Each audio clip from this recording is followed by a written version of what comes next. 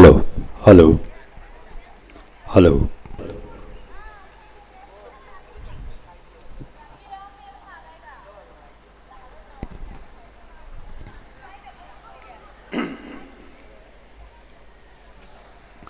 Ngasi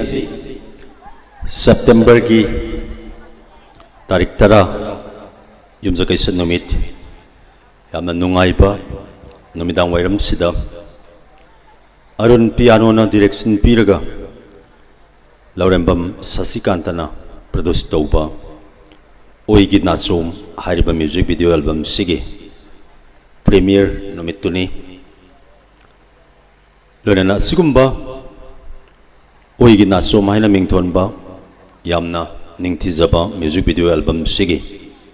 premiere show numit sida mamang da adumak iramdam sida sanaduna lakpa formal function namakak mayamda mangjawna na kudol tamlaba matungda hairiba music video album si yengminaraga isai nungaigi thauram amasu makha sathanabagi tambiri asigumba oigi nasom hairiba arun piano na direction piraga laurembam sasikantana produce tauba music video album sige formal function sida ekoina chief guest president amadi guest of honor gi pampam langda lengchin binaba haijeru matamda matam chana lengbiraklaba ikai khumnujariba oja sing daiza kausin janabagi tanja tu lojage ahanba muktada lengchin birakani ngasigi thauram sige thauram mapu president gi pampam langda lengchin binabagi damak masamak film actor manipurgi maruoiba actor amasuoiba aduga film director amasuoibiba kai khumnujariba yambung amarjit rajkumar ngasigi thoram sigi president gi pampam langda lengchin binabagi damukta nolona kausinjari lengchin biraksi kai khumnujariba amarjit rajkumar filmmaker lona actor ngasigi thoram sigi president gi pampam langda lengchin binaba nolokchari lengchin birakani kai khumnujariba Amarjit Rajkumar filmmaker actor Ma'am ahubo kubak kubiduna taram nokpigani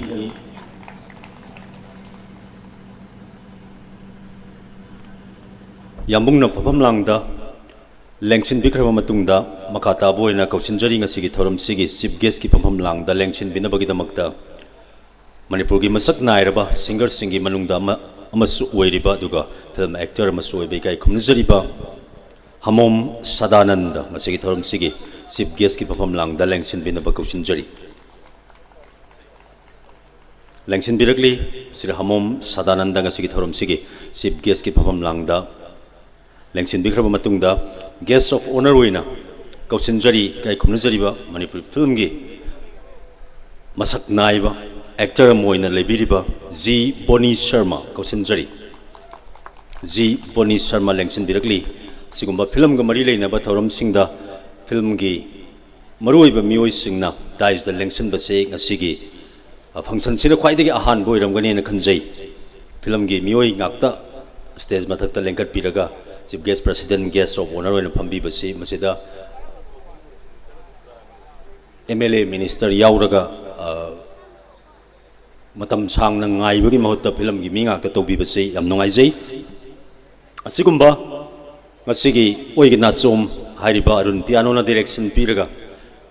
laurembam sasikanta na produce tauba oigi nasom hairiba music video album sigi asugumlaba singlemlaba function sida asigi thoram sigi chief guest president amadi guest of honor oina lengchin biri bai kai khumnujariba oja singna matam chana lengbiraktana miyam gidamakta leiteng oibibagi damakta dombu taramna okshari nungaiba phongdokshari Lana asigumba thoram sigi invite phangbiraga lengbiragliba kai khumnujari biramdam sigi manipuri cinema bu manipuri album bu nungsibiba silina ukhai khibik pusu taramna okshari lona film sigi crew and cast lengbiragliba khwai khibik taramna okshari lona asigumba thoram sigi keynote address thambina bagidamak music video album sigi director weriba Arun Piano lengchin biragna bandolukchari keynote address thambigani lengchin biraksi Arun Piano oigi nasom hairiba album sigi director ni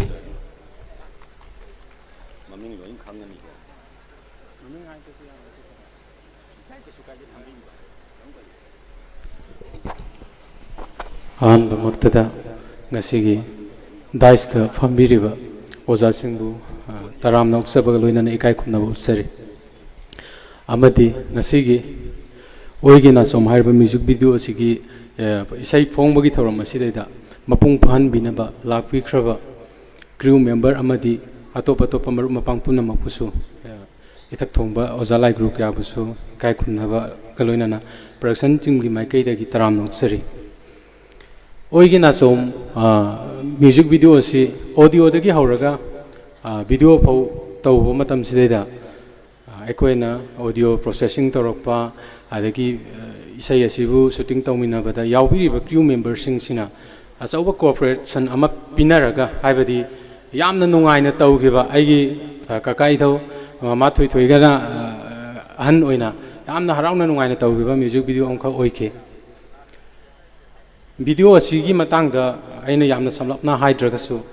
ꯃꯌꯥꯝ ꯄꯨꯝꯅꯃꯛꯅ ꯌꯦꯡꯕꯤꯔꯕ ꯃꯇꯨꯡꯗ ꯑꯩꯈꯣꯏ ꯀꯩꯁꯨ ꯈꯪꯅ ꯍꯩꯅ ꯇꯧꯖꯕꯗꯤ ꯅꯠꯇꯦ ꯑꯗꯨꯕꯨ ꯁꯤ ꯁꯣꯏ ꯁꯤ ꯐꯖꯩ ꯐꯖꯗꯦ ꯑꯩꯈꯣꯏꯗ ꯀꯔꯤ ꯁꯦꯝꯗꯣꯛꯍꯟꯅꯤꯡꯕ ꯂꯩ ꯍꯥꯏꯕꯗꯨ ꯂꯥꯛꯄꯤꯔꯤꯕ ꯄꯨꯝꯅꯃꯛꯅ ꯌꯦꯡꯕ ꯂꯣꯏꯔꯕ ꯃꯇꯨꯡꯗ ꯑꯩꯈꯣꯏꯗ ꯄ꯭ꯔꯗꯛꯁꯟ ꯇꯤꯝꯗꯁꯨ ꯍꯥꯏꯕꯤꯌꯨ ꯑꯩꯈꯣꯏ ꯃꯇꯨꯡ ꯁꯦꯝꯗꯣꯛꯆꯅꯕ ꯍꯣꯠꯅꯖꯒꯦ ꯑꯃꯗꯤ ꯂꯥꯛꯄꯤꯔꯤꯕ ꯈꯨꯗꯤꯡꯃꯛꯄꯨ ꯑꯃꯨꯛ ꯍꯟꯅ ꯏꯀꯣꯛꯅꯣꯝꯅ ꯈꯨꯔꯨꯝꯖꯔꯤ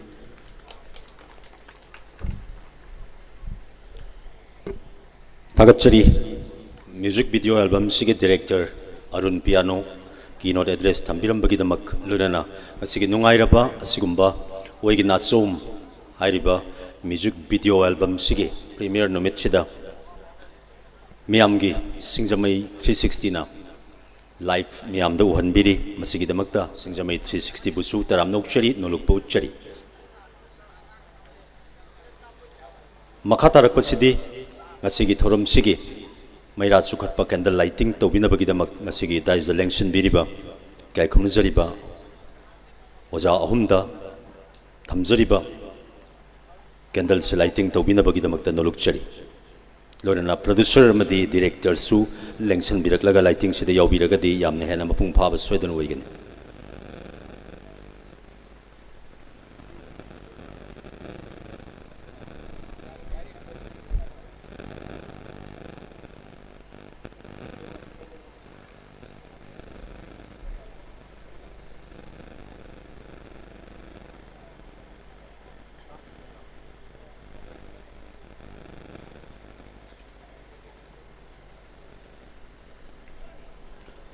तसेंगनमक्की लमदम सिदा आर्ट के लमददी रमदम से कोइने हेन्ना सैथारुद्रगसु अदुमक मालेमगी थाकता खंगनब लमदमनी असुमना हान्ना फिल्म न सिंगबसिंग रिलीज तौरगा मयामना येंगनरंबदुगी मतुंग तारकपदा थाक वांखलकपा हाइबदुनी फिल्म दुदे यावरिबा इसैसिंग नत्रगा एल्बम सिंग सुमाइना प्रीमियर उटपा मयामगी अयाबा लौबा कदाइदा करी वाटली हाइदन नैननबगी तंजा अमा लौबसे मसेसु यामना लाइबक फबनी असुगुमलबा थौरम सिंगसिदा थवाई हापीगनेना लाकपिरिबसिंगसु याम पुंगिंग थौगचनिंगाइनी दना ngasiगी थौरम सिगी चीफ गेस्ट प्रेसिडेंट अमदी गेस्ट ऑफ ऑनर होइना लेंगसिनबिरिबा इकाई खुमनजरिबा ओजा अहुमना मेरा सुखत पिग्रब मतुंगदा पार्टोन यावदमिना खंगद्रे Arun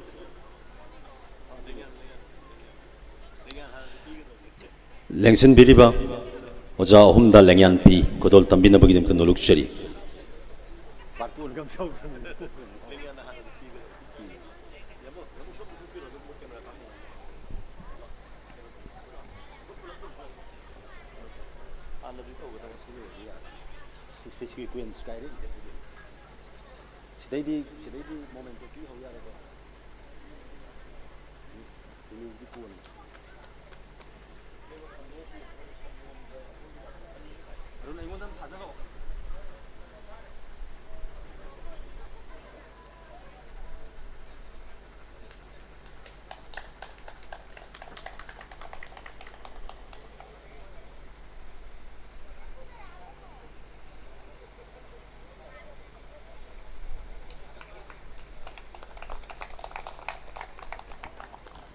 kai khona bochari dona makha chathazarpada asigi tharum sigi guest of honor oina lengsin biriba manipur gi saknai raba actor aduga ngasigi tharum sigina Guest of Honor ki phambam langda lengsin biriba Gurumayum Boni Sharma asigi thorom siga mari leinaba wapam kharadang thambinaba kausinjari.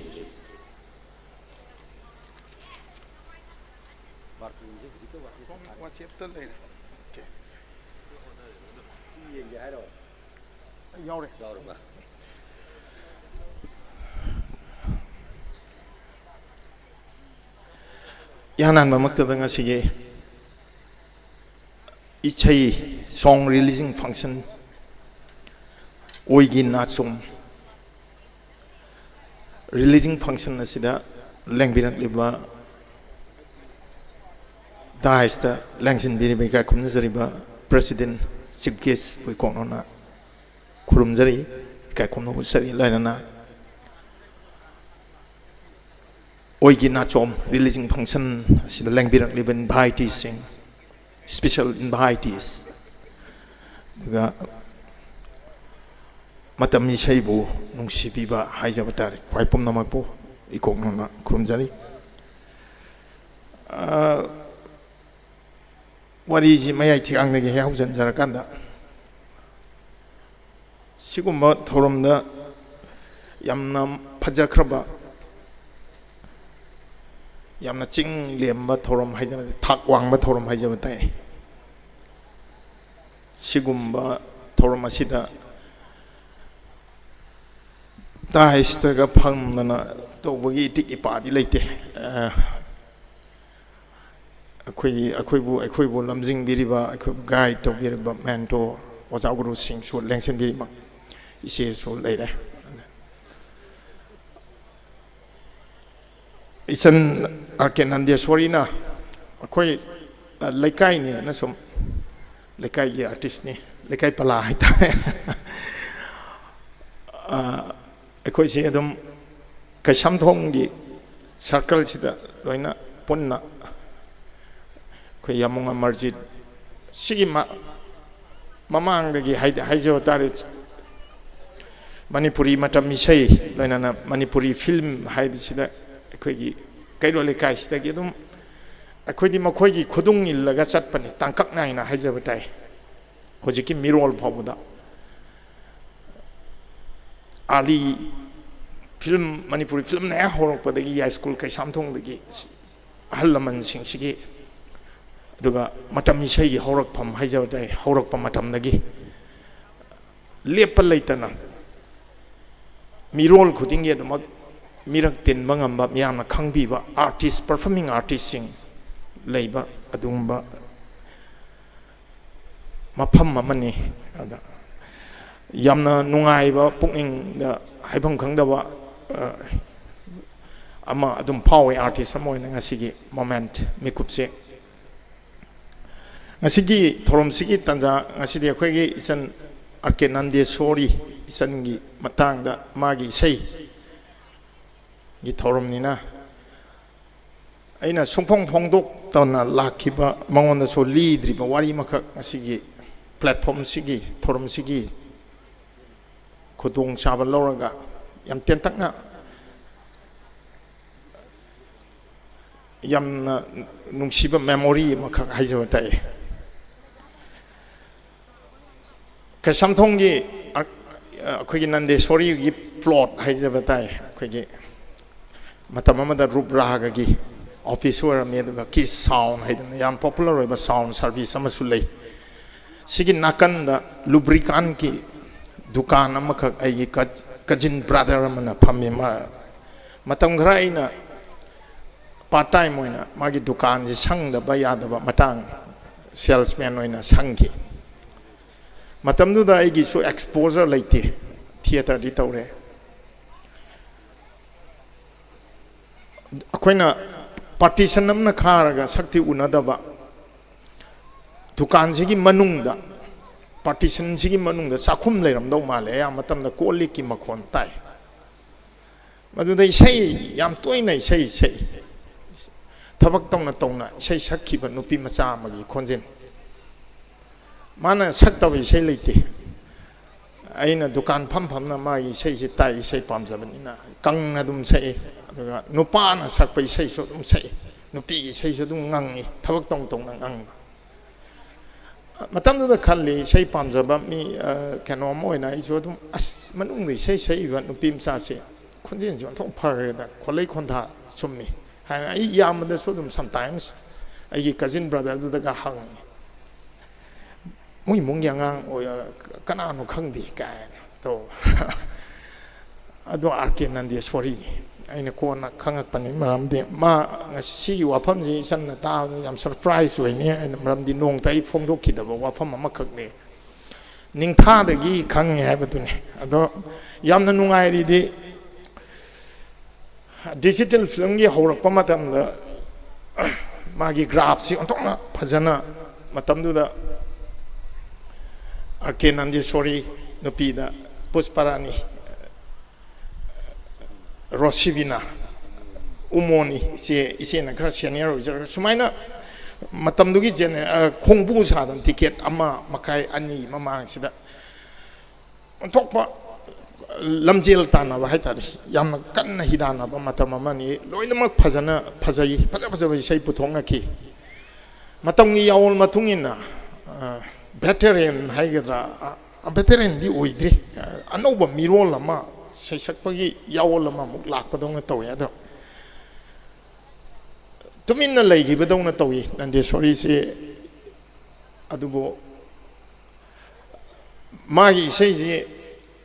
ꯑꯗꯨꯝ ꯇꯥꯅꯤꯡꯅ ꯇꯨꯃꯤꯟꯅ ꯂꯩꯈꯤꯕꯗꯧꯅ ꯇꯧꯕ 2014ꯒꯤ ꯑꯗꯥꯏꯗ ꯑꯩꯗꯤ late ꯀꯃꯔꯅꯤ ꯐꯤꯂꯝꯗ ꯑꯩꯒꯤ exposure ꯌꯥꯝ ꯊꯦꯡꯅ ꯐꯪꯉꯤ ꯑꯩꯒꯤ ꯍꯣꯝ ꯄ꯭ꯔꯣꯗꯛꯁꯟ ꯑꯃꯈꯛ BDF ꯊꯥꯁꯅꯥ ꯍꯥꯏꯗꯅ ꯐꯤꯂꯝꯁꯤꯗ ꯏꯁꯩ ꯗꯨꯋꯦꯠ ꯑꯃꯈꯛ ꯌꯥꯎꯋꯦ ꯃꯁꯤ ꯀꯅꯥꯅ ꯁꯛꯀꯗꯒꯦꯅ ꯑꯩꯈꯣꯏ ꯗꯥ ꯍꯣꯃꯦꯟ ꯗꯤꯋꯥꯏꯅ ꯁꯦꯝꯕꯅꯤ ꯗꯥꯏꯔꯦꯛꯇꯔ ꯃꯁꯥꯅ ꯑꯩꯅ ꯏꯆꯟꯁꯦ ꯑꯗꯨꯝ ꯑꯩꯒꯤ ꯃꯦꯃꯣꯔꯤꯗ ꯂꯩꯕꯗ ꯑꯩꯁꯦ ꯄ꯭ꯔꯣꯗ꯭ꯌꯨꯁꯔꯁꯨ ꯑꯣꯏꯕ ꯑꯦꯛꯇꯔꯁꯨ ꯑꯣꯏꯕꯗꯨꯗ ꯑꯩꯒꯤ ꯔꯥꯏꯠ ꯈꯔ ꯂꯩ ꯑꯗ ꯑꯩꯅ ꯏꯆꯟ ꯅꯟꯗꯦꯁꯣꯔꯤꯁꯦ ꯄ꯭ꯔꯄꯣꯁ ꯇꯧꯏ ꯃꯥꯅ ꯁꯛꯄ ꯌꯥꯔꯣꯏꯗꯅ ꯑꯩ ꯈꯜꯂꯨꯗꯦꯅꯦ ꯀꯨꯏꯅ ꯁꯨꯝ ꯀꯩꯅꯣ ꯇꯧꯈꯤꯕꯗꯒꯤ ꯀꯥꯎꯊꯣꯛꯎꯔꯦꯅꯦ ꯌꯥꯅꯤ ꯁꯤꯗꯤ ꯌꯥꯅꯤꯅ ꯇꯧꯗꯅ ꯁꯛꯑꯦ ꯌꯥꯝ ꯐꯖꯅ ꯁꯛꯄꯤ ꯑꯩꯁꯨ ꯌꯣꯠꯀ ꯎꯅ ꯌꯣꯠꯄꯤꯒ ꯇꯤꯟꯅꯔꯨꯕꯗꯒꯤ ꯏꯁꯩꯗꯨꯗ ꯑꯗꯨꯝ ꯑꯩꯒꯤ ꯑꯦꯆꯤꯞꯃꯦꯟ ꯃꯆꯥ ꯑꯃꯈꯛ ꯐꯪꯉꯤ ꯏꯆꯟ ꯅꯟꯗꯦꯁꯣꯔꯤꯅ ꯕꯦꯁ ꯐꯤꯃꯦꯜ ꯄ꯭ꯂꯦꯕꯦꯛ ꯁꯤꯡꯒꯔ ꯐꯪꯈꯤ ꯃꯅꯤꯄꯨꯔ ꯁ꯭ꯇꯦꯠ ꯐꯤꯂꯝ ꯐꯦꯁꯇꯤꯚꯦꯜꯗ ꯎꯒ ꯅꯛꯅꯔꯨꯔꯕꯅꯤꯅ ꯌꯣꯠꯄꯤ ꯑꯣꯏꯕ ꯑꯩꯁꯨ ꯑꯗꯨꯝ ꯑꯦꯆꯤꯞꯃꯦꯟ ꯃꯆꯥ ꯑꯃ ꯌꯥꯎꯈꯤ ꯑꯗꯨꯃꯥꯏꯅ ꯇꯧꯗꯅ ꯌꯥꯝꯅ ꯅꯨꯡꯉꯥꯏꯕ ꯀꯩꯅꯣꯝꯃ ꯍꯥꯏꯇꯥꯔꯦ ꯑꯗꯨꯗꯒꯤ ꯁꯨꯝ ꯏꯇꯧ ꯇꯧꯔꯛꯇꯦ ꯑꯗꯨꯝ ꯇꯨꯃꯤꯟ ꯂꯩꯈꯤꯕꯗꯧꯅ ꯇꯧꯋꯤ ꯑꯗꯨꯒ ꯏꯈꯪ ꯈꯪꯍꯧꯗꯅ ꯍꯟꯗꯛꯁꯦ ꯃꯥꯒꯤ ꯌꯨꯇ꯭ꯔꯟꯁꯤꯅ ꯑꯩꯅ ꯊꯝꯖꯅꯤꯡꯕꯁꯦ ꯈꯔꯗꯤ ꯁꯥꯡꯗꯣꯛꯈ꯭ꯔꯦ ꯑꯗꯣ ꯁꯨꯃꯥꯏꯅ ꯄꯔꯐꯣꯔꯃꯤꯡ ꯑꯥꯔꯇꯤꯁꯇ ꯑꯩꯈꯣꯏꯒꯤ ꯒ꯭ꯔꯥꯐꯁꯦ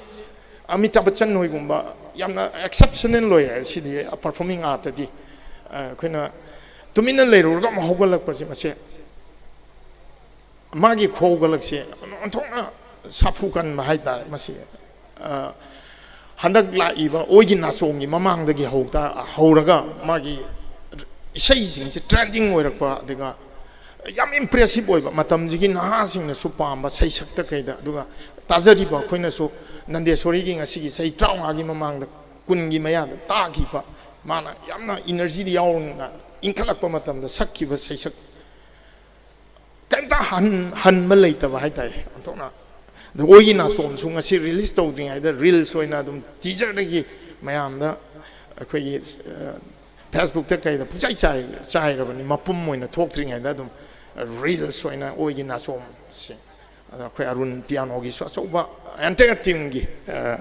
ꯑꯆꯧꯕ ꯀ꯭ꯔꯦꯗꯤꯠ ꯍꯥꯏꯇꯥꯔꯦ ꯑꯩꯈꯣꯏ ꯑꯔꯨꯟꯁꯨ ꯌꯥꯝ ꯀꯟꯅ ꯍꯣꯠꯅꯕ ꯑꯩꯈꯣꯏꯒꯤ ꯇꯣꯉꯥꯟꯕ ꯑꯩꯈꯣꯏꯒꯤ ꯃꯇꯝ ꯏꯁꯩꯒꯤ ꯀꯝꯄꯣꯖꯔ ꯑꯃ ꯑꯣꯏꯔꯒꯁꯨ ꯃꯥ ꯈꯨꯠ ꯐꯥꯎꯕꯗ ꯃ꯭ꯌꯨꯖꯤꯛ ꯚꯤꯗꯤꯑꯣꯁꯤꯗ ꯈꯨꯠ ꯊꯥꯔꯛꯄ ꯑꯗꯨꯒ ꯑꯩꯈꯣꯏꯒꯤ ꯑꯣꯜ ꯔꯥꯎꯟꯗꯔ ꯍꯥꯏꯇꯥꯔꯦ ꯃꯅꯤꯄꯨꯔꯗꯗꯤ ꯑꯣꯜ ꯔꯥꯎꯟꯗꯔꯁꯤꯁꯨ ꯌꯥꯝ ꯐꯩ ꯑꯗꯣ ꯑꯗꯒꯤ DOPꯗ ꯔꯤꯒꯥꯜ KH ꯑꯩꯈꯣꯏ ꯂꯣꯏꯅ ꯇꯤꯝꯁꯦ ꯌꯥꯝꯅ ꯐꯥꯏꯟ ꯑꯣꯏꯕ ꯍꯥꯏꯇꯥꯔꯦ ꯇꯦꯛꯅꯤꯀꯦꯜ ꯇꯤꯝꯗ ꯑꯣꯏꯔꯣ ꯑꯦꯛꯇꯔꯗꯁꯨ ꯑꯩꯈꯣꯏ ꯇꯦꯇꯦ ꯇꯦꯇꯤ ꯍꯥꯏꯔꯒꯗꯤ ꯂꯣꯏꯔꯦ ꯍꯧꯖꯤꯛ ꯑꯗꯣ ꯌꯥꯝꯅ ꯁꯤ ꯌꯥꯝꯅ ꯃꯦꯟ ꯁ꯭ꯇ꯭ꯔꯤꯝꯒꯤ ꯄꯣꯠꯅꯤ ꯃꯌꯥꯝꯒꯤ ꯉꯥꯏꯍꯥꯛ ꯄꯣꯊꯥꯅꯕ ꯑꯦꯟꯇꯔꯇꯦꯟꯃꯦꯟ ꯄꯤꯅꯅꯕ ꯑꯦꯇꯦꯝ ꯇꯧꯕ ꯄ꯭ꯔꯗꯛꯁꯟ ꯑꯃꯅꯤ ꯑꯗꯣ ꯁꯣꯏꯗꯅ ꯃꯥꯏ ꯄꯥꯛꯄ ꯃꯤꯌꯥꯝꯅ ꯈ꯭ꯋꯥꯏꯗꯒꯤ ꯄꯥꯝꯅꯕ ꯄ꯭ꯔꯗꯛꯁꯟ ꯑꯃ ꯑꯣꯏꯔꯅꯤ ꯂꯣꯏꯅꯅ ꯃꯤꯌꯥꯝꯗ ꯑꯣꯏꯍꯟꯕꯤꯌꯨ ꯍꯥꯏꯕ ꯋꯥꯐꯝꯁꯨ ꯊꯝꯖꯒꯦ ꯃꯔꯝꯗꯤ ꯑꯣꯏꯒꯤ ꯅꯥꯆꯣꯝꯅ ꯃꯥꯏ ꯄꯥꯛꯄꯁꯦ ꯑꯦꯟꯇꯌꯥꯔ ꯐꯤल्म ꯏꯟꯗꯁꯇ꯭रीꯒꯤ ꯃꯇꯝ ꯏꯁꯩꯒꯤ ꯃꯥꯏ ꯄꯥꯛꯄꯅꯤ ꯍꯥꯏꯕ ꯋꯥꯐꯝꯁꯦ ꯊꯝꯖꯔꯒ ꯁ꯭ꯋꯥꯏꯗ ꯂꯣꯏꯁꯤꯟꯖꯒꯦ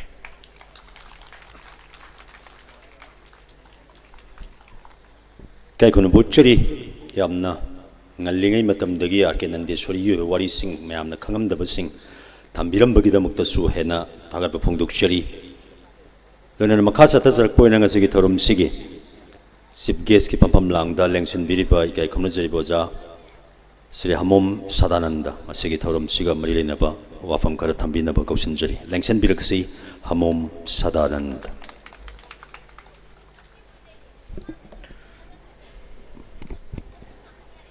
kuman punsiba and smaina hayo hay mayamda amtang hage kuman punsiba. Thank you very much yam nungaire aduga evening se yam calm oiba aduga yam ingba yam saba su nataba yam nungaiba mayamna phambada ngaktang mayam smaina gathering am kak tawsida yam nungai hanba weather oiba sisu mapuna chanbi bani haibagi khudam amane na ai hana thamjaraga han mamaktada yaipaba hena pinabishanu haidana entire team of oigina chomda thamjage dong mayam su kuba hogum kubiraga makogi damakta sanbi bani haibasi ma thamjarage chief guest kana hairak pasi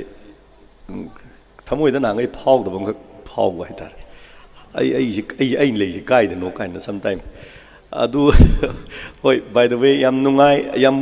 akoi busu aigi punsigi ꯆꯦꯟꯊꯔꯛꯄ ꯏꯆꯦꯜꯗ singer ꯑꯃ ꯑꯣꯏꯒꯅꯤ ꯍꯥꯏꯕꯒꯤ ꯃꯃꯤ ꯑꯃꯠꯇ ꯌꯥꯎꯗꯅ ꯂꯥꯛꯑꯒ singer ꯑꯣꯏꯔꯛꯑꯕ ꯃꯇꯨꯡꯗ ꯃꯌꯥꯝꯅ ꯅꯨꯡꯁꯤꯕꯤꯕꯗꯒꯤ ꯏꯁꯩ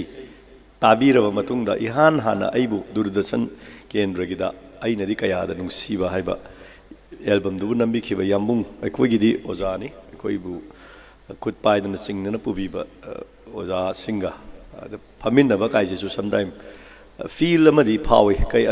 aina phami je chummi jala kaina adum adubu laibak phabani khalla kanda ngasigi platform sida aikoi punna adusu kaisam thong ken nga ta phamba se masi kaisam thong da award pa mata leiti sini nai ningi nga tang lively o hening soiro jalo ai chum doi na tro khoi kaisam thong atani kaino aduna kaisam thong ata thaga le na ju mem lana sum lowi kano sum nungai bai tare mi ama sum puthorok pada amam puthorok pada art feel sida puthorokpada magi afaba mafam amam kallaga leiramba mi ngakta thengnajaба dugo still hojiksu puthokpa ngamliba singa punminaba jisu yam laibak phabani khanjara kanda ai hena haijararoi ngasi oigi nachom aikoigi mamangda ngangbiramba Mr. Boni nasu haibdo grafting se artist ki grafting se up and down jadum always leigane bako aduga yam luri se down chathara kanda up kana ba hotna base asi anova kaino neba yam waba artist singi kaino da yam waba kaino neba khandi yam khanba aduga khoigi aikoi bu yokpi ga dawriba aikoi bu thangat pi ga dawriba khoigi public sing china kadai bawda pambi ga dage kai si yam chang yam nainaba changeng khale adubu ngasi kaino tawriba khoigi sai sakpi ama oina mayamgi thabak toroma matung grafting je khangwang wang kalapa manba makak mayam da u khibase ngai jage adagi laiba trail sida angakpa phangna influence kak piba hujik si yam nungai ri se maga yaudrdi isai se tawba yadre hujik se manipur da isai tawba sida ne isai nupi sing isai sakpi sida Nandeswari kai je mathak tar list yaurok tadi isai se yai thokna bagi bhap ta leire ba si nungai ri ne aduga aina haijaning badi artist ki lamdadi artist se always up and down laigani down lai natraga up chatli haibagi grafting sidi aikoina sem gadaba nate public na lep gadabani adubu always aikoida conscious oi aigi se aigi performance natraga aigi chatli ba profession se kitang down chatli up chatli smile se adum laigani adu aina hainingi badi down chatle haidana aikoi puning handa gadaba nate always khan gadaba se ai se kadai da soirige adu aigi grafting se smaina khara handabra kai se adum mingon da complain tawbagi mahutta aigi soiri se kai dino aigi dressing sense सोईरीरा वांगांग संगांग सोईरीरा नत्रगा आईगी इसैसिंगसिना आइना सईबा इसैसे स्टेज सईबा नत्रगा स्टेज खुदोल तम्मीबा नत्रगा वीडियो खुदोल तम्मीबा सिंगसे कदाइदा सोईरी जानो काइसे समटाइम अदुम स्टडी तौगदौबनी हाइसिमदि आई आर्टिस्ट अमोइना मयामदा थमजगे अदुगा आइना चथरीबा सिदा अचुम्बदुदी स्टडी तौबदा फंगकपा फाइंडिंग दुदा फई हाइबदुमदि नहा इंखलकपसिंगदा थम्बिरमकांदा मतम संगबा अदुगा ओइदबा थबकसिंगदुना ignore तौथोखरगा थम्बिग्रो अदुगा ओइररोइदबा थबकतुदी थादोकपिग्रो हाइबसि थमजरगा ngasi mayamda kudol tamjagadoriba aduga hayengna sandol record ki adugumlaba youtube channel da pung mapan ayukta phangbigadoriba oigi nachomda work tawbiriba on the screen of the screen aduga mayam punamaksu mapuna chanbiraga ngasi gi yai faraba nu asida henna thabak thorom pangthokpada achumma mai kairomda amade mai pakpa mai kairomda hena chingaga puba oisanu na thamjaraga ngasi gi पांथोकदौरिबा पुथोकदौरिबा video से हेना मयामना पामनाबिबा ओइरसनु हारगा खुनुमजरी thank you very much इकाई खुनुबुचरी यामना मरुइबा वफम सिंगनी आर्टिस्ट सिंगीदमक्ता थम्बिरमलिबसी तुंगदा हौरकलिबा कुदिंगमगना ओजा सदानंदना थम्बिरमलिबा इसागी असोइबा हाना चेक तौबा हाइबसी मसी ख्वाइदगी मरुइबा अमा ओइगनी हाइबगी थाजबदु लेजै अदुगा यामना हेना नुंगाइरिबदी कैसामथोंग दपोकपी नंदेश्वरी की इसई नुमितसिदा कैसामथोंग ngakta stage da phamme aduga laujariba ina कैसामथोंग की निंगोम नवा ओइ लेरमे मसे सु याम नुंगाइ जनिंगाइ नै laujariba nupi su कैसामथोंग दगिनी यामना नुंगाइबा ngasigi film gi sei gi ngakta oiba mayam punin na banina yamna hena thamoida nungaiba masu pil tawi loinana presidential address thambina bagidamakta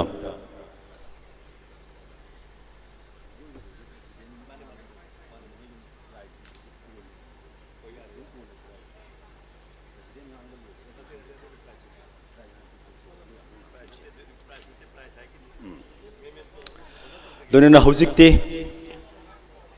album सिदा सेंजा सोंगजबा अदुगुम्बा क्रू एंड कास्ट खुदिंग मक्तुदा प्रोडक्शन टीम की माइकैदगी ngamjaba kodol pot amamam kodol tamjanabagi tanjaduni ahanbada ikoina kodol tamjagadoribasi yamna maruiba online partner oiminaba album sigidamakta adugumba asule now singduni ahanbada thamjaribasi iramdam ifau singjamai 360 kwakaitel 360 lamlai 360 thobal tude ahanbada iramdam ifaugi kai kumnjariba now sing lengson birakna banoluk chari loinana hairiba kodol pot sing achigi thoram sigi guest of honor gi phamam langda lengson biriba Mr. G Boni Sharma na kodol tambigani ahanbada lengson birakani iramdam ifau lengson birakli asigi thoram sigi guest of honor G Boni Sharma dagi kodol pot si lobigani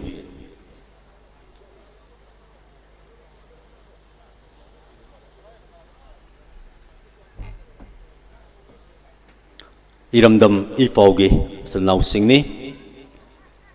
matangda kausinjari singjamai 360 singjamai 360 ikoida yamna ningthi jaba pau phajaba lamdam sigi oiba thodok wathok sing amadi leikibe irang singda yamna ichang thauna mayamna so adum khangna khiba singjamai atei khangnade habena te singjamai 360 sine kitang halakpa mali madugi damukta haijabani mathangda kwakaitel 360 lengsin birakani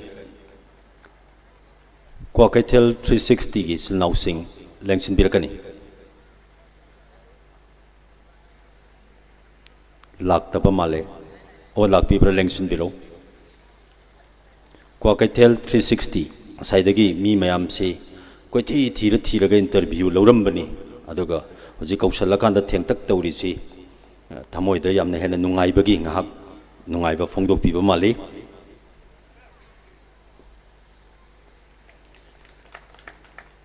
mathangda kapsinjari lamlai 360 lamlai 360 arun lai lakte do signal haifel pira di nungaini ꯃꯊꯪꯗ ꯀꯧꯁꯤꯟꯖꯔꯤ ꯊꯧꯕꯥꯜ ꯇꯨꯗꯦ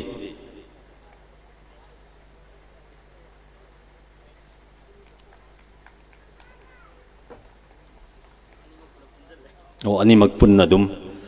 ꯂꯝꯂꯥꯏꯅꯦ ꯊꯧꯕꯥꯜꯅꯦ ꯌꯥꯝ ꯂꯥꯞꯅ ꯑꯗꯨꯝ ꯄꯨꯟꯁꯤꯟꯅꯕꯤꯕꯁꯤꯁꯨ ꯌꯥꯝ ꯅꯨꯡꯉꯥꯏꯕ ꯑꯃꯅꯤ ꯃꯔꯨꯞ ꯃꯄꯥꯡꯒꯤ ꯄꯤꯊꯣꯛ ꯄꯤꯁꯤꯟ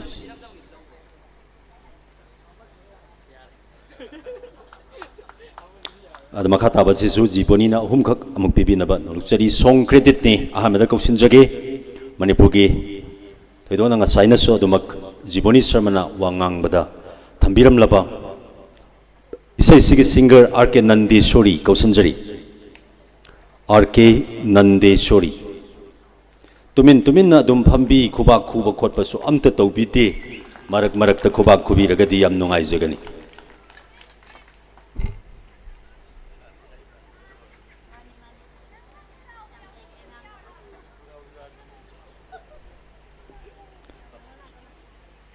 मतंग कौशंजरी folk singer Robindro Angom Robindro Angom लेंगसिन बिरकनी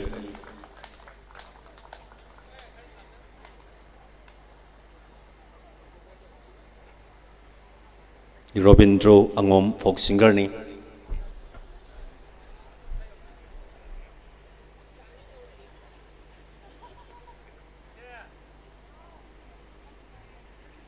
मतंग कौशंजरी लिरिसिस स्वीटी लाइमयुम ओइगी नासोम हाइरिबी सैसी इबिरिबी स्वीटी लाइमयुम लेंगसिन बिरकनी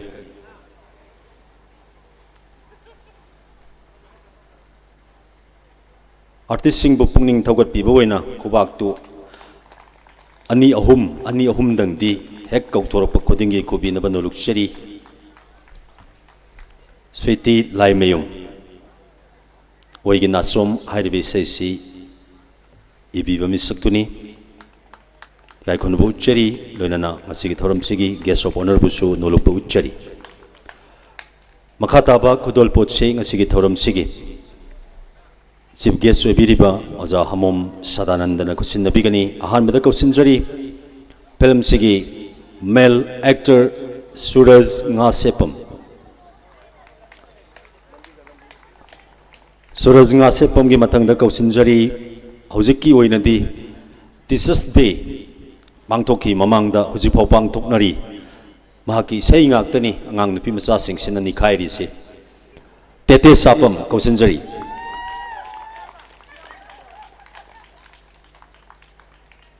तेते सफम यामना लाइबक फाबिनी इरमदम सिगी एक्ट्रेस सिंगी मनुंगदा हेक थोकलकपगा सेंचुरी फुगाई बनी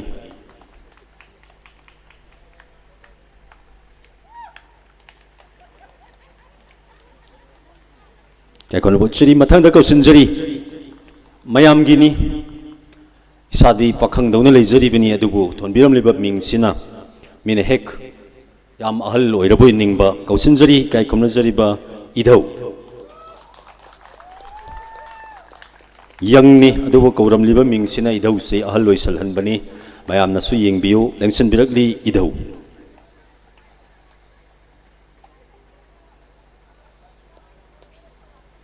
मपासु साई हेरो सु कुमी लोइनमक इधौना तौखले हुजिक नैखत्पी मकन्ना मणिपुरी फिल्म दा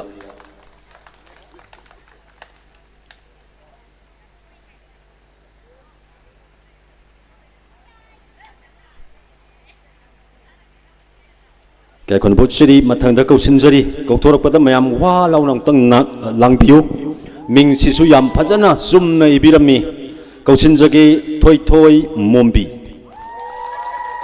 एलाइज मोम्बी ने इबिरमी मणिपुरी फिल्म दा इसे होय याउद्रगदी भाबोक्ता अवाटपा अमा थमोइदा दुम लैबा आर्टिस्ट सिंगी मनुंगदा मनी लेंसन बिरगली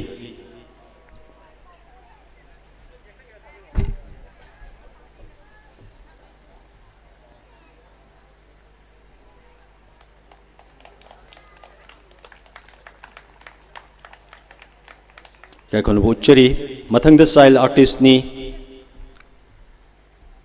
हियाई nganbi कौसिनजरी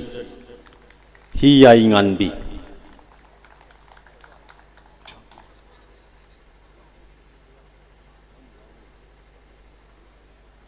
hi ai ngan bi nga sai na khalli mathanda reels ka nam ki ba ngang ni u marum da aduna khara soida na tawram gani ma mathanda reels na mam me ba sigi leibung sigi marum da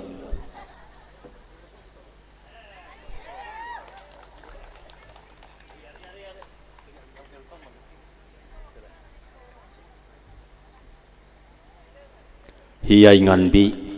music video album sigi style artist ni aduga muksu ko sinjari style artist ni Dhanaraj Sharma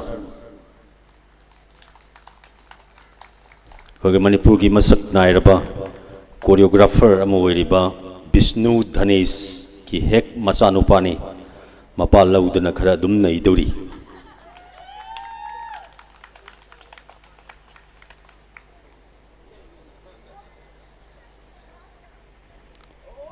Dhanaraj Sharma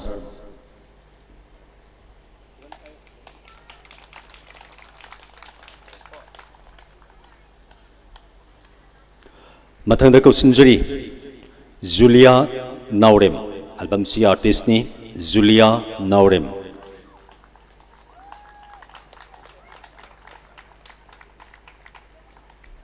Julia Naurem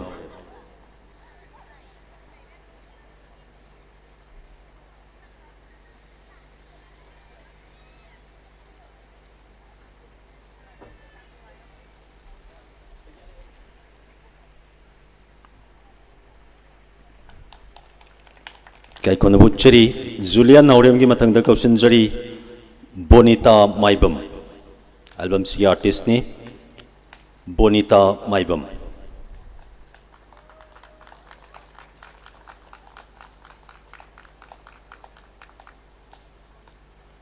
kobak si koi Kennedy Kuman mathanda khure mayam si ku khudre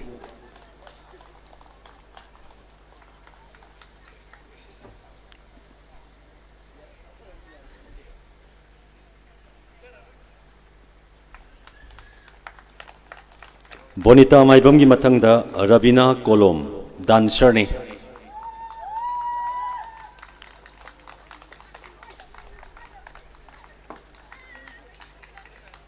Ravina Kolom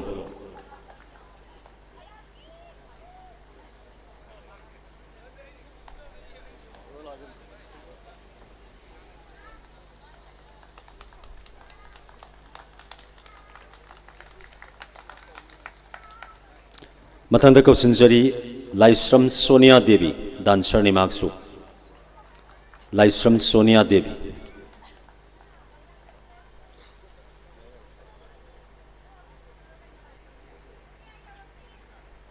mathangda Daina Laitonjam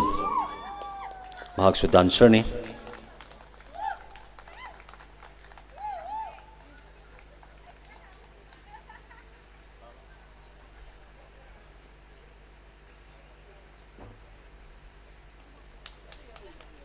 Daina Laitonjam Daina gi mathangda kausin jari asimasu dancer ni Laitan Them Einstein Devi yam nongai jai ngasigi chief guest pu kai kon bu chari pham langda muk lengsin begani aduga mathangda muk kausin jagadori basi ngasigi pangtok sariba thauram sigi sport haijabatai loinamak mayamna ubiriba light sound kuding maksi park sigi owner na sponsor tobi bani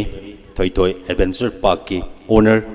kausin jage koina kai khumnajan bagi tanjam khak logjabani KH Inauba taseng namaki art pu yam yokhat piba aduga yamna maroi ba misak amani thoi adventure park ki owner oina lebiri be kai khumnajiba oja KH Inauba kai khumnajari ba ngasigi thorom sigi president yambung RK Amarjitna lengyan sukhodol tambigani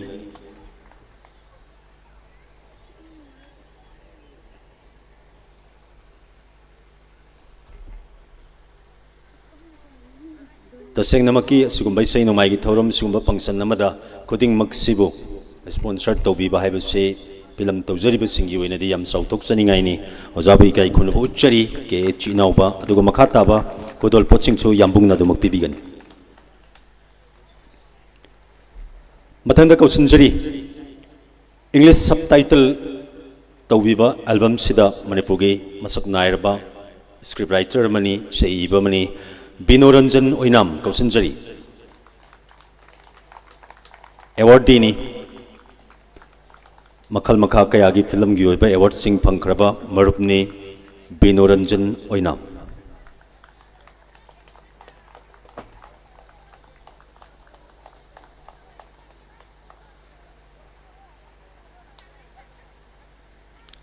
Matang कौसनजरी film सिगी album सिगी choreographer Vishnu Dhanesh याम फजबा मिंगने मी अनी की Ming कौबनी सिगी थौदोकसु लैकी अनिरक कौबगी विष्णु दी काखलगा लेरे धनेश लेरगदी लेंसन बिरउ एना कौगिबा यावग्रे मया चौधुरी ना बोर्ड विष्णु धनेश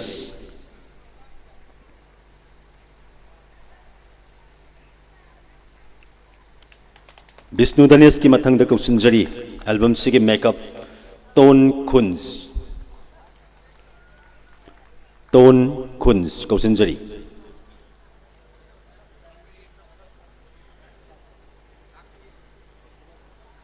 मथंग कौसनजरी एल्बम सिगी कॉस्ट्यूम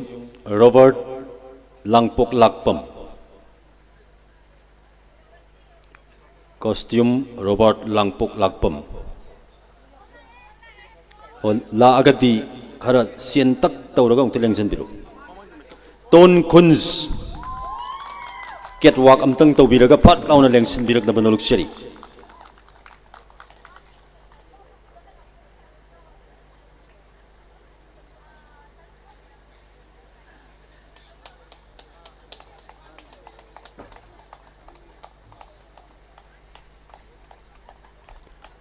रॉबर्ट सिसु यौरखरबा जाला मेकअप का पुन्ना पुन्ना दी चमिन्नबनी मथंग कौसनजरी assistant costume Boinao Lairenjam assistant costume Boinao Lairenjam हौगत पिरक्त्रबा माले मथंग कौसनजगे camera and editor Regan K H Manipuri film दा एल्बम सिंग दा अदुमक ममिंग लैरबा मयामना हेना पामनबा कैमरामैन अमनी रेगन के एच तिंखतना थागलुरगा लैरमोइदुरा थागचरी मथंग कौसनजगे असिस्टेंट कैमरा सिसु टॉपनी मणिपुर टॉप तेतेगी गाइजरीदु MSF DS दा अमुक मान नैगिबा नुफानी अलम थानी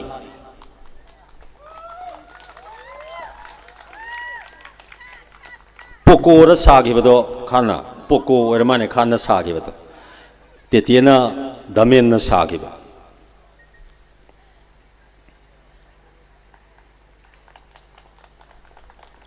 मथंग कौसनजरी एल्बम सी आर्ट डायरेक्टर नीलकांत थोक्सोम ओइगी नासोम हाइरिबा म्यूजिक वीडियो एल्बम सिगी आर्ट डायरेक्टर ने लंगसन बिरगली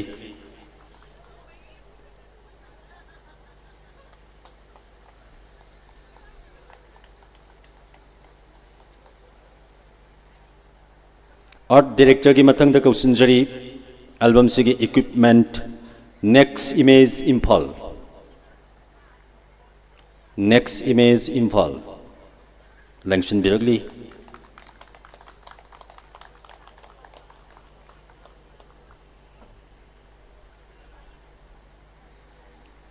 नेक्स्ट इमेज की सुनाउ सिंगनी नेक्स्ट इमेज इक्विपमेंट की मथंग लौखचरी एल्बम सिगी drone Abung Moirangthem Abung Moirang them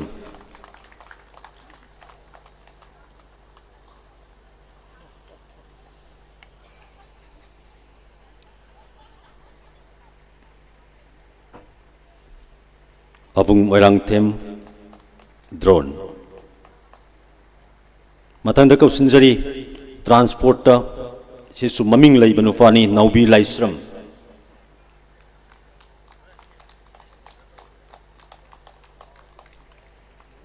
Naubi Laisram se masak hongaga changae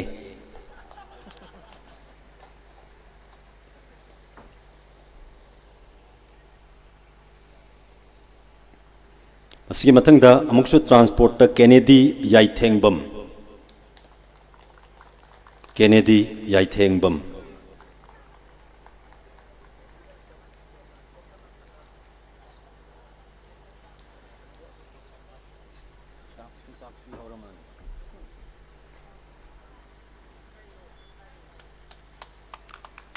asigi mathangda mu kausinjari album sigi production controller Mangiraj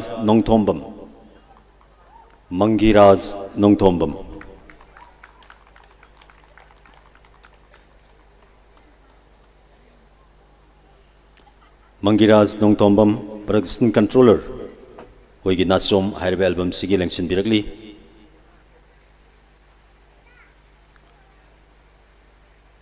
mathangda mu kausinjari album sigi assistant director Kanta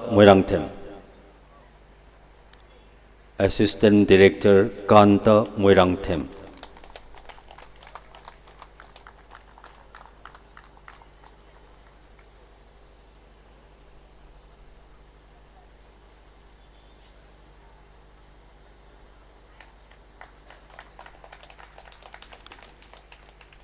madi kausinjari piktak jengtak tawraga power yam kanba haibatai power di khara dum kalle album sigi music composer amadi director Arun Piano kausinjari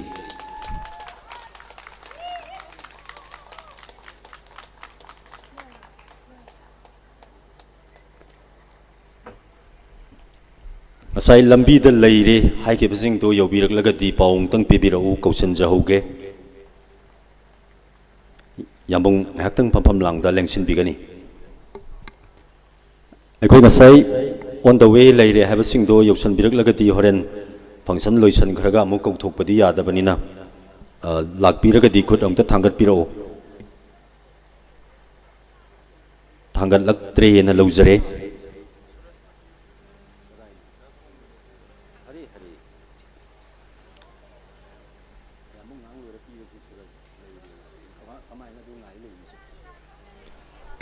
Dona makha chatajak poina ngasigi thorom sigi president gi pampam langda lengsin biri bai kai kamna jariba yamung Amarjit Rajkumar filmmaker actor bu presidential address thambina ba kausinjari lengsin biraksi yamung Amarjit Rajkumar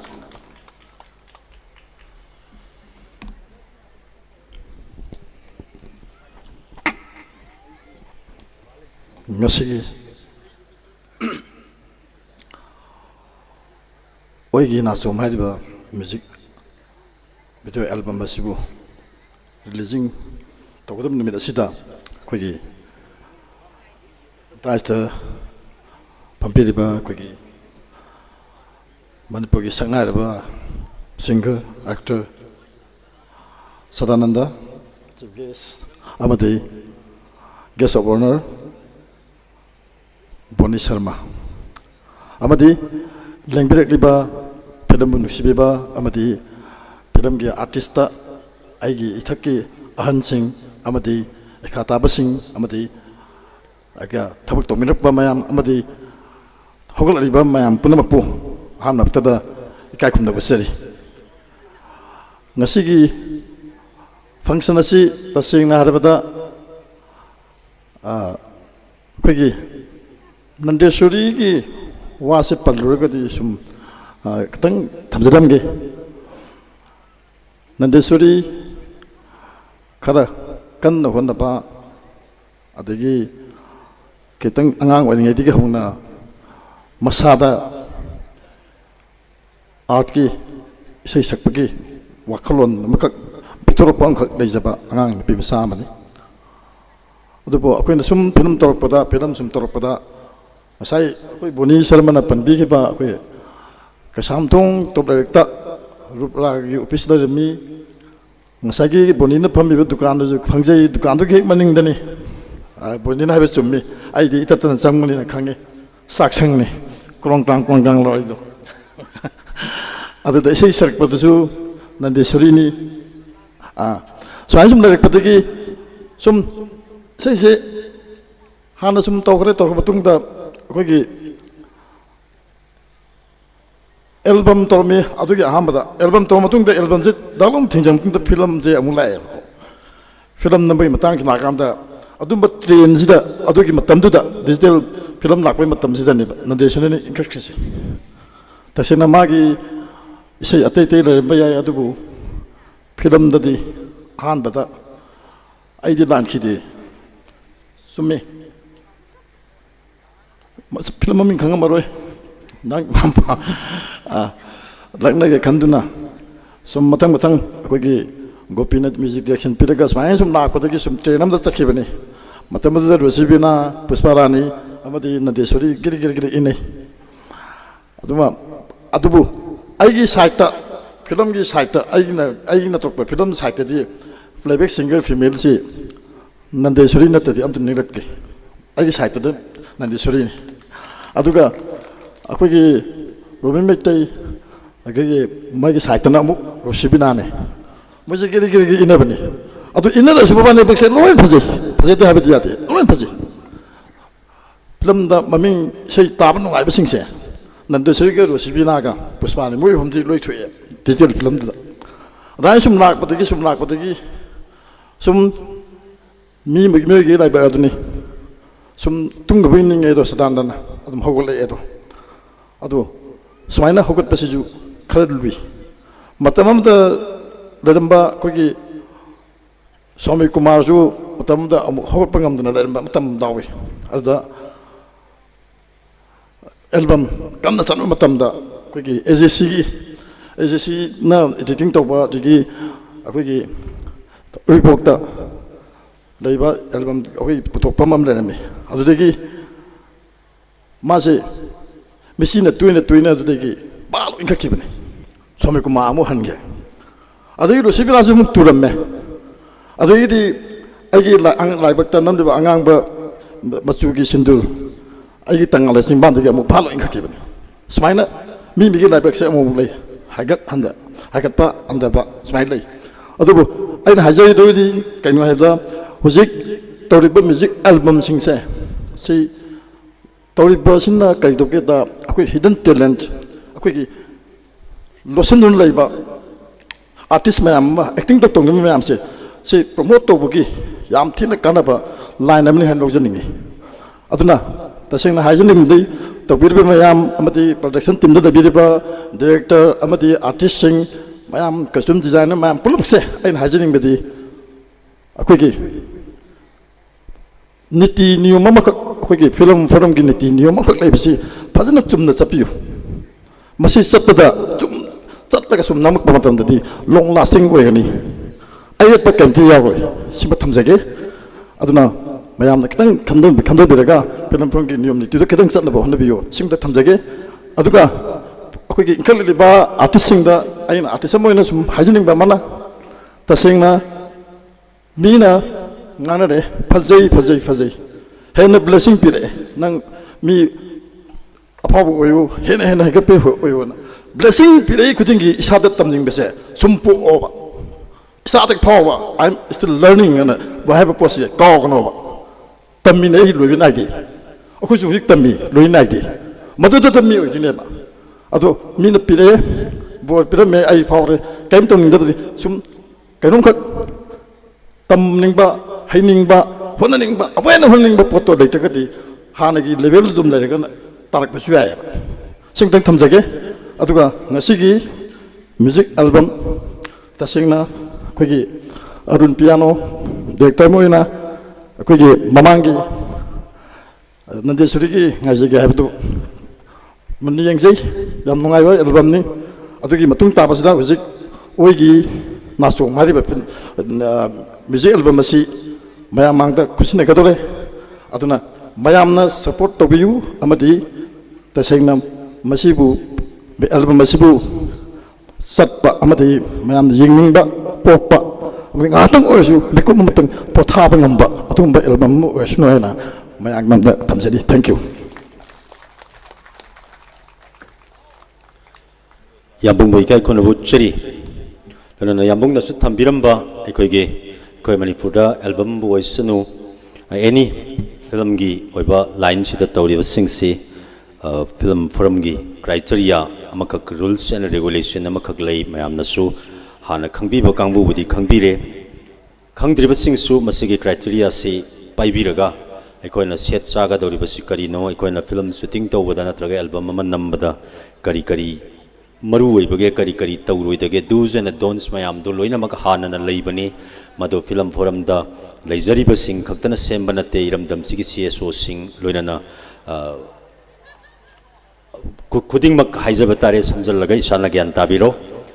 loina pullaga semba adugumba rules amani madu hek kairo matamda aikoida khudong sadaba adumak mayok nei maramaduna khudong sadaba mayok nadringai da prevention is better than cure haibani film forum na thamjariba criteria du adumak ngak na chatpiu haiba wafam se thamjari loinana suraj nga sepam lengchin birakani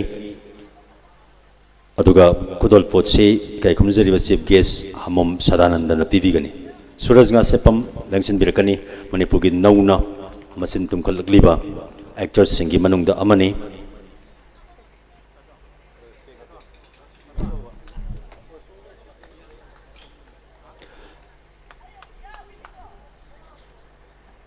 loinana yaman nungai zaba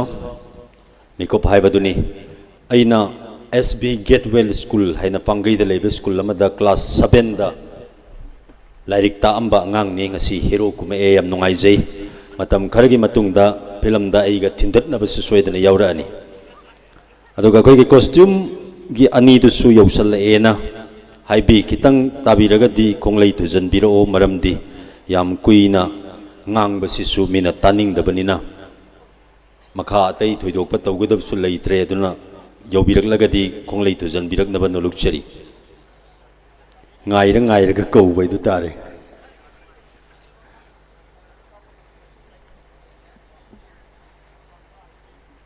arun pawng ta lobiyo nangi gate si su kadai da mori da leiba gate la khangde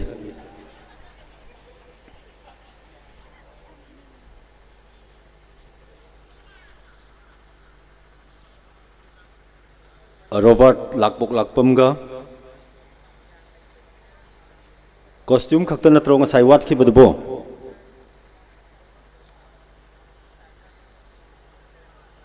regan ga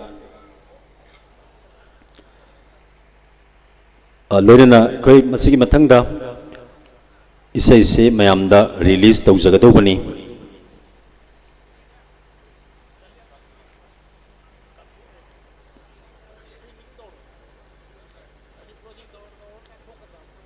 adumain tawdu male arun mayamda a costume do khaurang na ngai jabani somda pat law lengjan biro chokri go biruranu Jiboni Sharma dagi kudol pot lobi gani Robert lakpok lakpam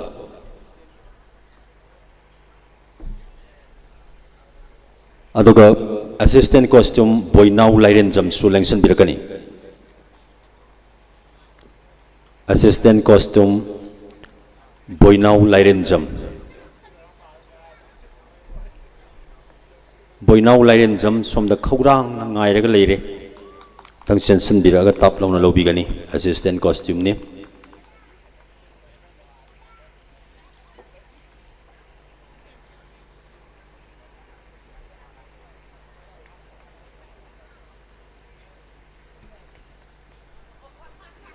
Jiboni Sharma boy kai kon butchari lengsin bigani loina nanga sige sigumba arkenande suri ne present tawraga laurembam Rishikanta na produce tawba Sasikanta na produce tawba Arun piano na direction piba Sweetie Laimayum na iba Uigi Natsom hariba music video album sige releasing premiere numit sida dai is election biribai kai kunujariba Sri Jiboni Sharma Sri Hamom Sadananda Sri Amarjit Rajkumar asigi thorum sige yamna mapung phaba yamna ningthijaba function nama ohen biba matamda matam sana lengbiraklaga asigi thorum sige damak dais da lengsin bibagi thagarba pungdok chari nolokpa uchari loina mang da lengsin biriba invitees sing loina film sigi crew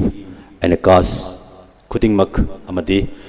manipuri film amadi music video album bu nung si biduna leng birak liba kwai kibik pu production team gi mahut chinjaraga frame sharma na thagat pa phongduk chari nolok pa phongduk chari amadi iramdam e4 singzamai 360 kwakaithel 360 lamlai 360 thawal today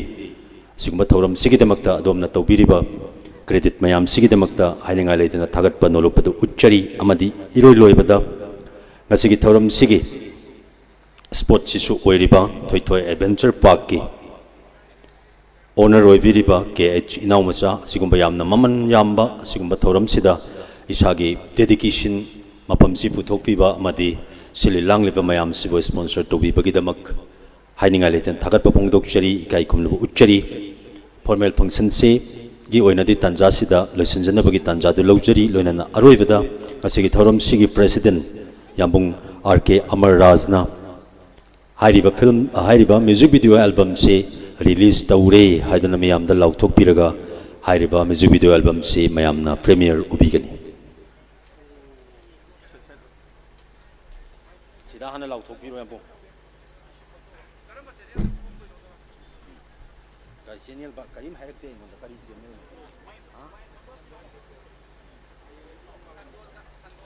Sandon Records ki channel sida hayeng ayuk pung mapan hek taba matamda singzamai 360 da live yeng biri besile naw kuding mangna adomak miyeng tabiyo Sandon Records da hayeng ayuk pung mapan taba matamda Sweetie Laimayum na iba RK Nandeswari na sakpa Laurembam Sasikanta na produce tauraga Arun Piano na direction piba Manipuri music video album Oi gi nasom hairibasi miyam na miyeng taba fangbigani hojik thoram sigi chief guest president amadi guest of honor punna film se film hekta hai film gi sum tawbunina film isai si yauraga film ama se tholakpu oidori jani sindung sum illi oi gi nasom hairiba music video album sigi miyamda kusin najanabagi tanjadu laujari yamna setna khumjalai yamna marau leiba isai amadi oigadori hananasu oikraba gumbani et tholakpada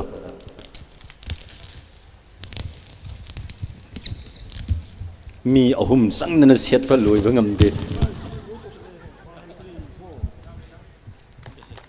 release tawre haina ngasi thoram sigi president yambung RK Amarjit na lautok bigan ngasi music album oigi nasom hariba album asi ngasi release tawjare thank you kay khumnu cheri yambung oja sadananda oja boni makadamu phambam langda lengthabiraga hariba music video album sibu miyeng tabiyu amadi asoi angam yaurabasu semdok biduna si phai sina phajani phajaroi habedusu thambiramo hojik lobisi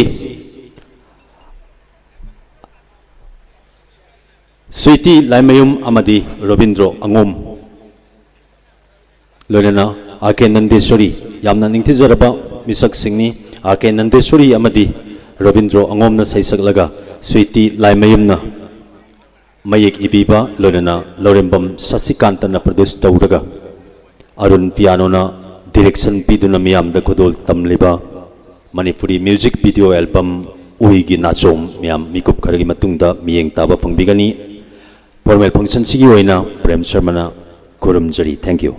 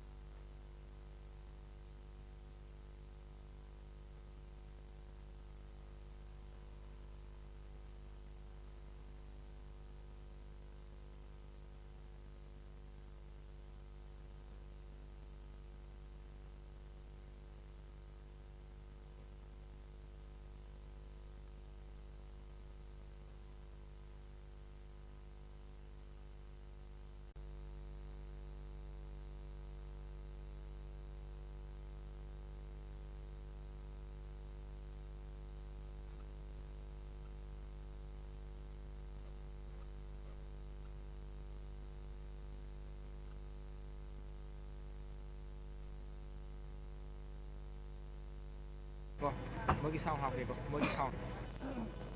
ꯃ꯭ꯌꯨꯖꯤꯛꯀꯤ sound ꯍꯥꯞꯄꯦꯀꯣ ꯄꯪꯉꯥꯡꯒꯅꯨꯀꯣ ꯑꯩꯈꯣꯏ ꯈꯪꯗꯦꯗꯣ ꯅꯪ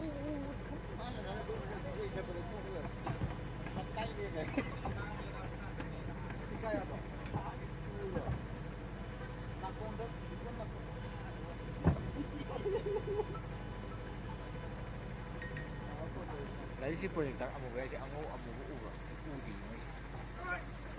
ꯍꯧꯖꯤꯛ ꯄ꯭ꯔꯣꯖꯦꯛꯇꯔꯒꯤꯗ ꯃꯝꯃꯤꯁꯤꯗꯤ ꯀꯃꯥꯏꯅ ꯇꯧꯕ ꯃꯝꯃꯤ ꯅꯪꯒꯤ ꯂꯥꯏꯠꯇꯨꯗꯤ ꯂꯩꯒ꯭ꯔꯗ ꯃꯩꯗꯨ ꯂꯩꯈ꯭ꯔꯕ ꯍꯧꯖꯤꯛ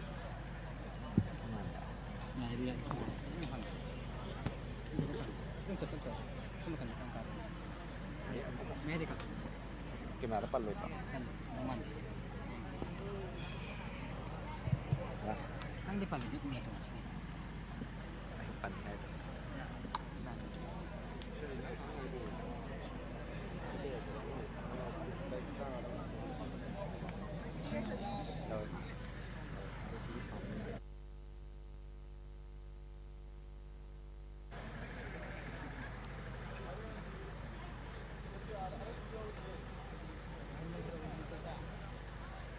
ꯁꯤ ꯃꯥꯏꯀ꯭ꯔꯣꯐꯣꯟꯁꯦ ꯄꯥꯏꯕꯤꯌꯨ ꯑꯗꯨꯒ ꯑꯩꯈꯣꯏꯒꯤ ꯏꯁꯩꯁꯤꯒꯤ ꯃꯇꯥꯡꯗ ꯑꯣꯏꯒꯤ ꯅꯥꯆꯣꯝ ꯍꯥꯏꯁꯦ ꯀꯔꯤꯅꯣ ꯍꯥꯏꯕꯁꯦ ꯃꯌꯥꯝꯗ ꯑꯝꯇꯪ ꯊꯝꯕꯤꯌꯨ ꯑꯣꯏꯒꯤ ꯅꯥꯆꯣꯝ ꯍꯥꯏꯁꯦ ꯀꯩꯅꯣꯕ ꯑꯣꯏꯒꯤ ꯅꯥꯆꯣꯝ ꯍꯥꯏꯁꯦ ꯅꯥꯆꯣꯝꯅꯦ ꯑꯗꯣ ꯌꯦꯠꯇ ꯁꯨꯃꯥꯏꯅ ꯆꯤꯟꯕꯤꯌꯨ ꯑꯣꯏꯒꯤ ꯅꯥꯆꯣꯝ ꯍꯥꯏꯁꯦ ꯂꯩꯁꯥꯕꯤ ꯑꯣꯏꯔꯤ ꯂꯩꯁꯥꯕꯤ ꯇꯦꯇꯦꯗ ꯑꯝꯇ ꯄꯤꯕꯤꯌꯨꯅꯦ ꯇꯦꯇꯦꯅ ꯀꯃꯥꯏꯅ ꯉꯥꯡꯉꯛꯄꯅꯣꯗꯣ ꯑꯝꯇ ꯇꯥꯒꯦ ꯃꯥꯏꯀ꯭ꯔꯣꯐꯣꯟꯗꯣ ꯑꯝꯇ ꯍꯥꯞꯆꯟꯕꯤꯌꯨꯅꯦ ꯇꯦꯇꯦ ꯀꯃꯥꯏꯅ ꯑꯣꯏ ꯅꯥꯆꯣꯝ ꯍꯥꯏꯁꯦ ꯀꯩꯅꯣ ꯑꯣꯏ ꯅꯥꯆꯣꯝ ꯍꯥꯏꯁꯦ ꯂꯩꯁꯥꯕꯤ ꯑꯣꯏꯔꯤ ꯃꯄꯨ ꯄꯥꯟꯗ꯭ꯔꯤ ꯍꯥꯏꯅ ꯇꯥꯛꯏꯅꯦꯕ ꯑꯣꯏꯁꯤꯗ ꯂꯩꯁꯤꯅ ꯑꯗ ꯌꯦꯠꯇ ꯆꯤꯟꯕꯤꯔꯣ ꯍꯥꯏꯁꯤꯅ ꯃꯄꯨ ꯄꯥꯜꯂꯦꯗꯣ ꯃꯌꯥꯝꯗ ꯇꯥꯛꯅꯕꯒꯤꯗꯃꯛ ꯍꯥꯏꯗꯤ ꯍꯥꯏꯖꯔꯤꯅꯦꯕ ꯑꯩꯅ ꯉꯥꯎꯖꯕ ꯅꯨꯄꯥꯁꯤꯗ ꯍꯥꯏ ꯁꯨꯔꯁꯤꯗ ꯍꯥꯏꯔꯤꯅꯦꯕ ꯑꯣꯏꯒꯤꯁꯦ ꯅꯥꯆꯣꯝꯁꯦ ꯌꯦꯠꯇ ꯆꯤꯟꯕꯤꯔꯣꯅ ꯌꯦꯡꯃꯤꯟꯅꯔꯁꯤꯀꯣ ꯌꯦꯡꯃꯤꯟꯅꯔꯁꯤ ꯃꯌꯥꯝ ꯅꯨꯡꯉꯥꯏꯔꯅꯤ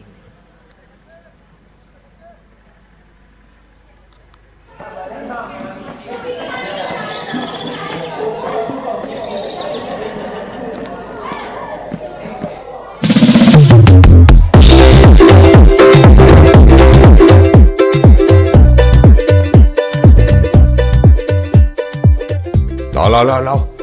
ꯑꯃꯗꯨꯅ ꯋꯥꯅ ꯉꯥꯏꯍꯧꯔꯝꯅꯤ ꯑꯁ ꯑꯩꯈꯣꯏ ꯄꯥꯕꯨꯡꯁꯤꯁꯨ ꯑꯁꯨꯛ ꯋꯥꯅ ꯇꯣꯡꯍꯜꯂꯛꯑꯣ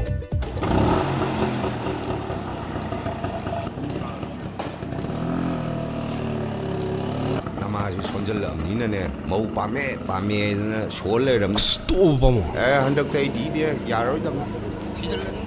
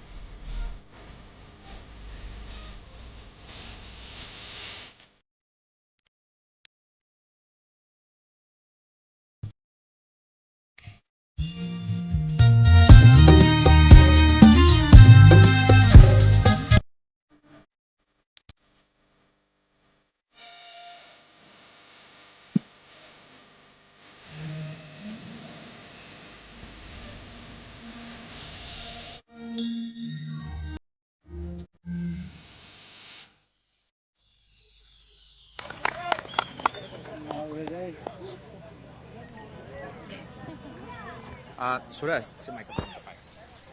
수라스 맘나 락닝이세 수라스 오이기나 좀세 옛다 오현비로나 때때나 거기 뮤직비디오 범세 하이락버시다 수라스 하이디 뮤직비디오 앨범세다 파워바 이틸로 매암 담당 포도피요네 하이행디 퐁은 ngasi 퐁드리고 땅 시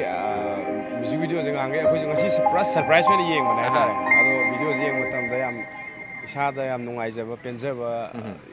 ꯑꯄꯦꯟꯕꯗꯨꯗꯤ ꯑꯣꯏꯖꯔꯦ ꯑꯗꯣ ꯏꯆꯦꯒꯤꯁꯨ ꯌꯥꯝꯅ ꯏꯁꯩꯁꯤ ꯌꯥꯝꯅ ꯐꯖꯕ ꯍꯥꯏꯗꯤ ꯃꯌꯥꯝꯗ ꯃꯃꯥꯡꯗ ꯍꯥꯟꯅ ꯌꯥꯝꯅ ꯐꯖꯕ ꯏꯁꯩ ꯑꯃ ꯁꯤꯒꯤ ꯀꯝꯕꯦꯛ ꯇꯧꯔꯛꯄ ꯃꯇꯝꯗ ꯏꯁꯩ ꯑꯃ ꯂꯩꯈ꯭ꯔꯦ ꯑꯗꯨꯒ ꯍꯟꯗꯛꯀꯤ ꯂꯥꯛꯀꯗꯧꯔꯤꯕ ꯁꯤꯒꯤ ꯑꯣꯏꯒ ꯅꯥꯆꯣꯝꯁꯤꯗꯁꯨ ꯁꯣꯏꯗꯅ ꯁꯨꯄꯔ ꯍꯤꯠ ꯑꯣꯏꯒꯅꯤ ꯊꯥꯖꯕꯗ ꯂꯩꯖꯩ ꯃꯌꯥꯝ ꯄꯨꯟꯅ ꯁꯞꯄꯣꯔꯠ ꯇꯧꯃꯤꯟꯅꯔꯁꯤ ꯃꯌꯥꯝꯅꯁꯨ ꯅꯨꯡꯁꯤꯕꯤꯗꯅ ꯁꯤꯌꯔ ꯇꯧꯕꯤꯔꯣ ꯃꯌꯥꯝꯅ ꯅꯨꯡꯁꯤꯕꯤꯗꯅ ꯁꯤꯌꯔ ꯇꯧꯕꯤꯌꯨ ꯑꯃꯗꯨꯅ ꯋꯥꯅ ꯇꯧꯃꯤꯟꯅꯔꯁꯦ ꯑꯩꯒꯤ ꯃꯥꯏꯀꯩꯗꯒꯤ 오케이 야 ꯇꯦꯇꯦꯒꯤꯁꯨ ꯑꯩ ꯍꯥꯏꯈ꯭ꯔꯦ ꯈꯤꯇꯪ ꯅꯛꯁꯟꯅ ꯍꯥꯏꯌꯣ ꯄꯥꯅꯤꯌꯦ 이제 릴리스 ꯇꯧꯕꯁꯤꯗ ꯀꯩ ꯐꯥꯎꯏ ꯆꯥꯗꯕꯗ ꯊꯝꯕꯤꯌꯣꯅꯦ ꯌꯥꯝ ꯍꯔꯥꯎꯋꯦ ꯍꯥꯏꯗꯤ ꯃꯃꯥꯡꯗꯁꯨ ꯃꯌꯥꯝꯅ ꯅꯨꯡꯁꯤꯕꯤꯈꯤꯕ ꯃꯌꯥꯝꯗꯣ ꯍꯟꯗꯛꯁꯨ ꯃꯌꯥꯝꯒꯤ ꯁꯞꯄꯣꯔꯠꯇꯒꯤ ꯁꯤꯃꯁꯨ ꯃꯌꯥꯝꯅ ꯅꯨꯡꯁꯤꯕꯤꯕ ꯏꯁꯩ ꯑꯃ ꯑꯣꯏꯍꯟꯕꯤꯌꯨ ꯃꯌꯥꯝꯗ ꯍꯥꯏꯖꯒꯦ 오케이 hꯌꯦꯡꯁꯦ ꯄꯨꯡ 8ꯗ ꯔꯤꯂꯤꯁ ꯇꯧꯗꯣꯏꯅꯤꯀꯣ ꯍꯌꯦꯡ ꯁꯟꯗꯣꯟ ꯔꯦꯀꯣꯔꯗꯇ ꯁꯟꯗꯣꯟ ꯔꯦꯀꯣꯔꯗꯇ 오케이 ꯃꯌꯥꯝ ꯌꯦꯡꯕꯤꯔꯣ ꯌꯦꯡꯃꯤꯟꯅꯔꯁꯤ ꯍꯌꯦꯡ 오케이 ꯑꯗꯨꯒ ꯃꯌꯥꯝ ꯂꯥꯏꯚꯁꯦ ꯂꯣꯏꯁꯤꯟꯖꯔꯒꯦ ꯂꯥꯏꯚꯁꯦ ꯃꯌꯥꯝ ꯂꯣꯏꯁꯤꯟꯖꯔꯒꯦꯀꯣ ꯃꯌꯥꯝꯅ ꯁꯤꯌꯔ ꯇꯧꯕꯤꯔꯝꯃꯣ ꯁꯤꯌꯔ ꯇꯧꯕꯤꯕꯁꯤꯒꯤꯗꯃꯛꯇ ꯑꯩꯈꯣꯏ ꯂꯥꯛꯀꯗꯕꯒꯤ ꯋꯦ ꯑꯗꯨꯝ ꯈꯜꯂꯕꯗꯣ ꯉꯁꯤꯁꯨ ꯑꯗꯨꯝ ꯍꯥꯞꯅꯕ ꯑꯗꯨꯝ ꯑꯩꯈꯣꯏ ꯍꯣꯠꯅꯖꯒꯦ ꯃꯌꯥꯝꯅ ꯌꯦꯡꯕꯤꯔꯤꯕ ꯄꯨꯝꯅꯃꯛ ꯁꯤ ꯃꯥꯏꯀꯩꯗꯒꯤ ꯑꯃꯨꯛ ꯍꯟꯅ ꯏꯐꯝ ꯄꯥꯟꯗ ꯊꯝꯖꯔꯤ